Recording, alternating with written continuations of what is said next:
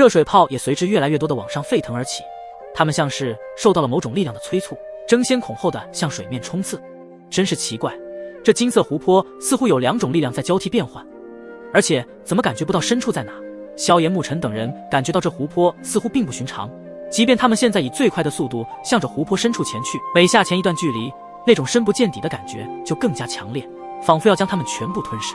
金色湖泊中的神秘之物，连先天神族那些存在都垂涎万分，说明那东西肯定不会那么简单的存在于我们所能理解当中。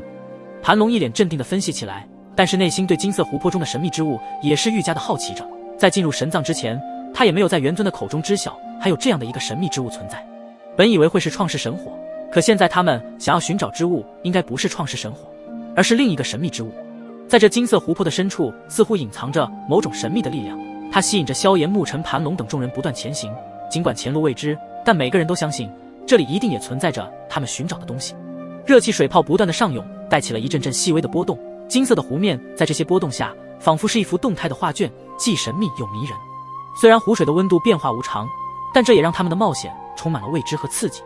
他们继续下前，向着那深不见底的湖泊深渊前进，准备揭开湖泊深处的秘密。众人不知道花了多久的时间，依旧还是在一个深邃无底的区域中，不过在他们目光所及之处，却隐藏着一个细微而又奇异的漩涡，它旋转着，吞吐着湖水，透露出2股截然不同的力量交织碰撞变化着，一股是刺骨的寒气，另一股则是令人窒息的热浪。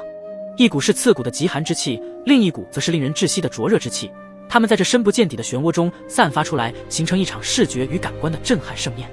盘龙的声音在这深渊的区域中回荡而起，但其声音显得格外的坚定，他指着那奇异的细微漩涡，语气中透露出一丝不易察觉的兴奋。那里应该就是这金色湖泊的深处了，而那漩涡的后面应该就是我们此行的终点。在盘龙、萧炎、沐尘身后的115瑶、苏佑薇、小龙与韩吞吞等人却显得有些狼狈，但在如此剧烈的力量冲击下，他们仍旧紧随其后，已经是拥有非常不错的定力。这里的氛围也变得紧张起来，每个人都能感受到那2股力量带来的双重压迫感，不然也不会连湖泊之水都发出如此剧烈的沸腾迹象。在萧炎、沐尘他们所在的区域，这里的极寒之气与灼热之气的交汇，形成了奇异的景象，一边是冰霜凝结的晶莹剔透，一边是热浪扭曲的空气幻影。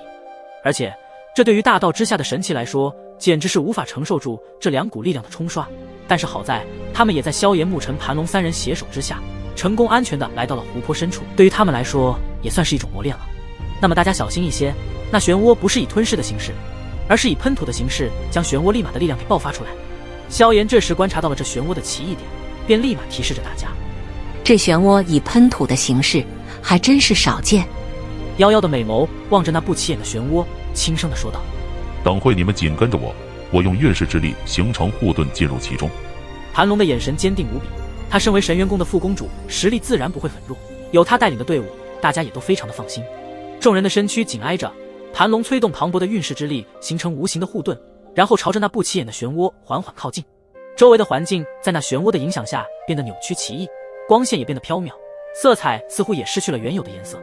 众人的情绪在这一刻凝固，他们知道一旦踏入这湖泊深处，便是一场与命运的赌博，但也是通往他们对更高境界的唯一道路。唰，在盘龙的运势护体下，众人如同穿梭于2个极端的世界，极致的寒冷与极致灼热交织着，形成了一道无形的风暴，在漩涡中肆虐。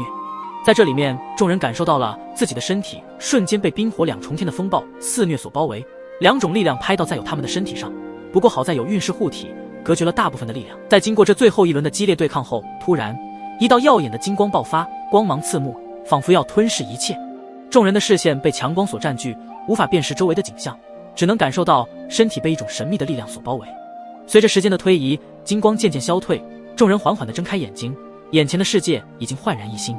映入眼帘的是一片奇异的景色，不同于他们所熟悉的任何地方。天空呈现出奇异的紫色，漂浮着彩色的云朵，仿佛是画家笔下的梦幻世界。大地则是由各种不知名的植物构成，它们散发出迷人的香气，令人心旷神怡。